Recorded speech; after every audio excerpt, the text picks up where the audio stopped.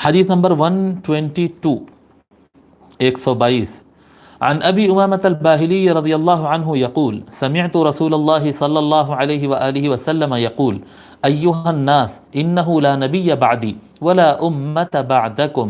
ألا فاعبدوا ربكم وصلوا خمسكم وصوموا شهركم وأدوا زكاة أموالكم طيبة بها أنفسكم وأطيعوا ولاة أمركم تدخلوا جنة ربكم رواه الطبراني وابن أبي عاصم۔ ایک حضرت ابو امامہ رضی اللہ تعالی عنہ سے مروی ایک اور ایک روایت میں آتا ہے، اس میں تھوڑا سا اضافے کے ساتھ ہے کہ رسول اللہ صلی اللہ علیہ وآلہ وسلم کو ارشاد فرماتے ہوئے میں سنا کہ اے لوگو، ایھا الناس، اے لوگو، انہ لا نبی بعدی، میرے بعد کوئی نبی نہیں ہے، ولا امت بعدکم، اور تمہارے بعد کوئی امت نہیں ہے، یعنی آخری نبی ہوں میں اور تمہارے بعد بس قیامت ہے، اب تمہارے بعد کوئی اور امت آنا نہیں ہے۔ الا فاعبدوا ربکم، آگاہ ہو جاؤ پس تم اپنے رب کی عبادت کرو،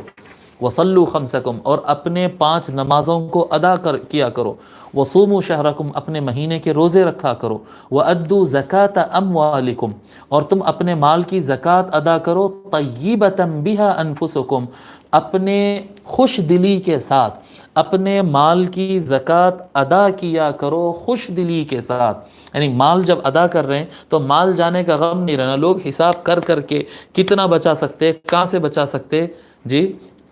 اس کی فکر کرتے رہتے ہیں۔ شیخ الاسلام علامہ طاہر القادری صاحب ایک مرتبہ ایک خطاب میں فرمائے تھے کہ نیو یارک میں، غالباً نیو یارک میں یا کیلیفورنیا یونیورسٹی میں، کسی یونیورسٹی میں شیخ الاسلام کا خطاب تھا، اور خطاب کے بعد کوئی ایک خاتون، کویسچن اینڈ آنسر کا سیشن چل رہا تھا، اس میں کوئی خاتون اٹھ کر کھڑی ہوئی اور سوال کرنے لگی کہ ڈاکٹر صاحب آپ یہ بتائیں کہ اگر کسی آدمی پہ قرض ہے تو کیا اس کو عید کی قربانی دینا پڑے گا؟ عید کی قربانی اس کے اوپر بھی واجب ہوتی جس کے اوپر لون ہے آلریڈی، بینک کا لون وغیرہ اس کے اوپر ہے، تو کیا آپ بتائیں اس کا حکم کیا ہے؟ تو شیخ الاسلام فرماتے ہیں کہ میں نے اس خاتون سے سوال کیا، بڑی ماڈرن خاتون تھی وہ، تو وہ شیخ الاسلام نے ان سے سوال کیا کہ بی بی آپ یہ بتاؤ کہ آپ نے یہ جو ہیئر اسٹائل بنوایا ہے، یہ ہیئر اسٹائل بڑے اسٹائلش انداز میں اور بہت زیادہ تیار ہو کے وہ خاتون آئی تھی، آپ نے یہ جو میک اپ اور یہ جو ہیئر اسٹائل بنوایا ہے یہ کتنے کا ہو جاتا ہے؟ کیا یہ گھر میں ہوتا ہے یا کیا کہتے ہیں اس کو، کیا بولتے ہیں میک اپ جو،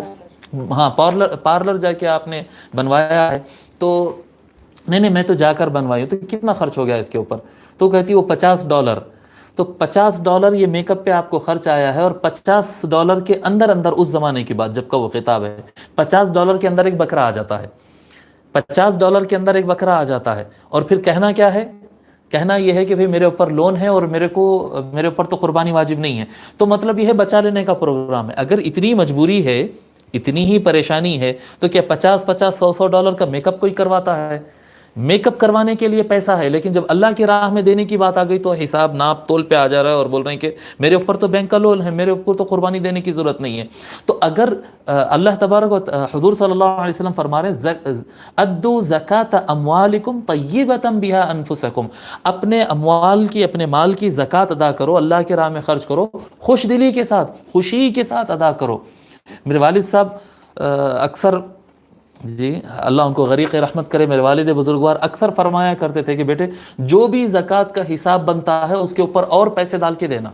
ایسا نہیں ہونا کہ بھئی حساب میں اگر 150 کم ہو گیا اگر ہمارے حساب میں تو 150 کم چلے جائیں، ایسا نہیں، تھوڑے بڑھ کے چلے جائیں، یعنی 150 اگر کم ہونے کا ڈاؤٹ ہے، آپ 1000 روپیے، 5000 روپیے، 2000 روپیے اس کے اوپر ڈال دو۔ اکثر میں ان کو دیکھتا تھا، میں کیونکہ بڑا بیٹا ہوں تو میں وہ بیٹھ کے حساب کرتے تھے، جب زکوٰۃ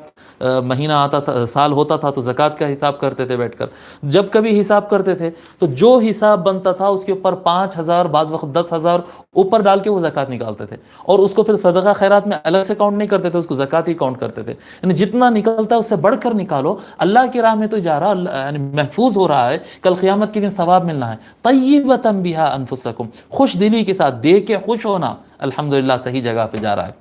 تو فرماتے آقا صلی اللہ علیہ وآلہ وسلم تم اپنے اموال کی زکوٰۃ ادا کرو خوش دلی کے ساتھ، جی رضامندی کے ساتھ، دلی رضامندی ہو، دل خوش ہو، اس حالت میں ادا کرو۔ وَأَطِيعُوا وُلَاةَ أَمْرِكُمْ، اپنے سرپرستوں اور اللہ تعالیٰ نے جو ان کو تم پر بڑا بنایا ہے ان کی اطاعت کرو، تدخلوا جنت ربکم، تم اپنے پروردگار کے جنت میں داخل ہو جاؤ گے۔ اس حدیث کو امام طبرانی اور ابن ابی عاصم نے روایت کیا ہے۔